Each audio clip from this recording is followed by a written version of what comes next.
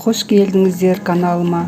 Бүгінгі сабағымызда столбик без накиданы крючокпен тоқуды үйренеміз.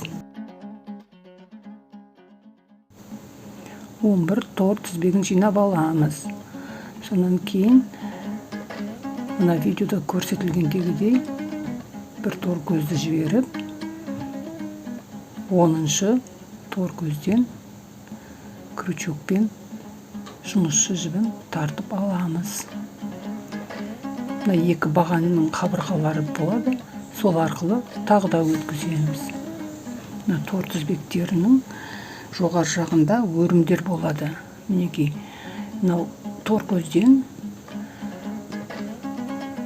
тор көзге крючокты салғанда өрімдердің екі өрім үстіңгі жағында болады да, бір өрім емес, бір қабырғасы астында болады. Міне осылай жұмысшы жібін тартып аламыз. Екі бағанның қабырғасы арқылы пайда болған шығарып аламыз. Тағы да өткізіп көрейік.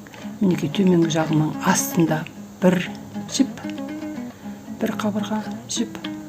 Жоғары жағында, крючоктың жоғары жағында екі өрімнің бір бөлігі, өрім бола ма, сол екі жіп үстіндегі болып тұрады. Крючоктың пайда болған екі бағанның арасынан өткіземіз. Мінекей, тағы да торға крючокты кіргіземіз.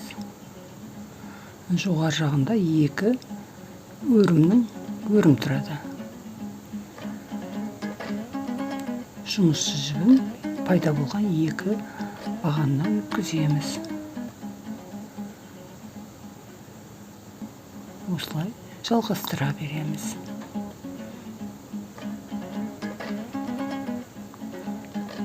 Қайтадан тор көзге крючокты кіргізіп алып, жұмысшы жібін тартып аламыз. Пайда болған екі баған арқылы өткіземіз.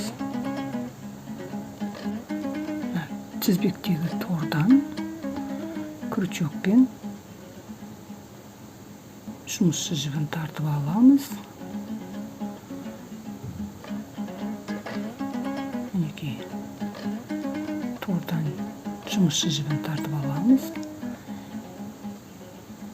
Осылай тоқи бастаймыз.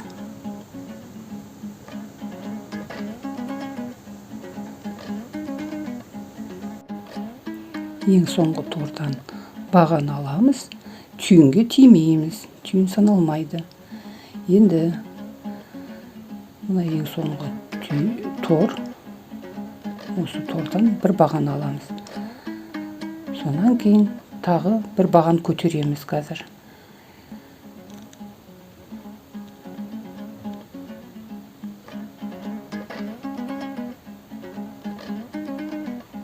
Мінекей, бір баған жоғары көтеріп аламыз.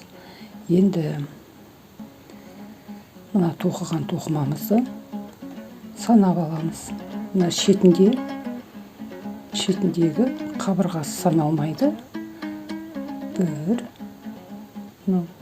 2, 3, 4, 5, 6, 7, 8, 9, 10 тор тізбегін аламыз. Ал мына біреуі шетіндегі тұрғаны көтеріп алған жібімізден көтерген бір баған, қосымша баған. Бұл қазір мына тоқығанымызды кітап сияқты ішке қарай ашамыз. Ішке қарай ашып, тағы да тоқи бастаймыз. Бір баған көтерілді. Көтерілген кезде бір тор тұрады. Сол тордан өткізіп жіберіп, келесі торда екінші тордан бір баған жасаймыз.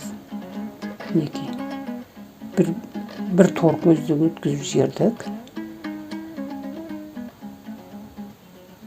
Мінекей, мына тордан столбик без накида жасаймыз.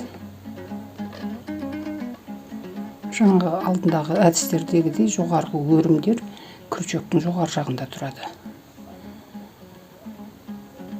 Мінекей мына торға кіргізген кезде кіргізіп осылай тартып аламыз. Мінекей екі өрім бағанағы істегендегідей екі өрім жоғары күрчектен жоғары тұрады.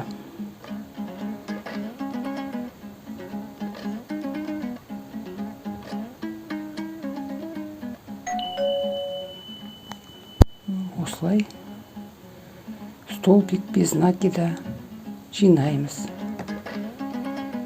Және мұқият қарап отырсаңыздар, мынадай тесіктер пайда болады артқы жағында. Сол тесіктер арқылы да тоқи беруге болады. Осы тесікке салған кезде күрчектің үстінде екі өрім тұрады. Осындай тәсілмен столбик без накидан тоқи береміз. Жұмыс жіпті осылай тартып аламыз. Тесікке салғаннан кейін жұмысшы жібін тартып, екі баған арқылы өткіземіз. Осы столбик без накида болады. Немесе баған, ештеңесі баған деп айтылады. Ең шеткі сол жағындағы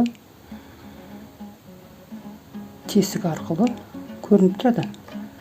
Сол арқылы мына екі өрім жоғары тұратын, күрчектің жоғары жағында тұрады. Соны аламыз да тағы бір баған жасаймыз.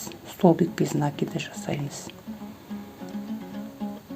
Мінекей бәрі тоқылып біткеннен кейін тағы бір жіпті көтереміз. Бір тор көтереміз қосымша. Тағы да кітапты аударғандағыдай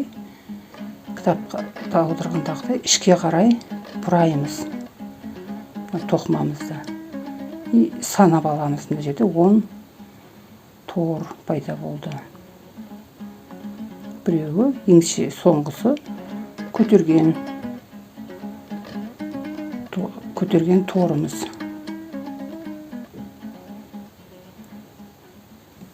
Бағанаға көрсетілгендегідей бірінші мынау көтерілген тордың бір торы саналмайды. Одан кейінгі екінші торға осылай күрчекті салып, жұмысшы жібін тартып аламыз. Мінекей, жұмысшы жібін тартып аламыз. Екі қабырға пайда болады. Сол арқылы тағы өткіземіз. Столбик без накида. Жаңағы әдістерді қайталаймыз. Мынадай осындай сырт жағынан қарасаңыз тесік-тесіктер болады. Екі өрнектің астында. Солар арқылы тоқи береміз.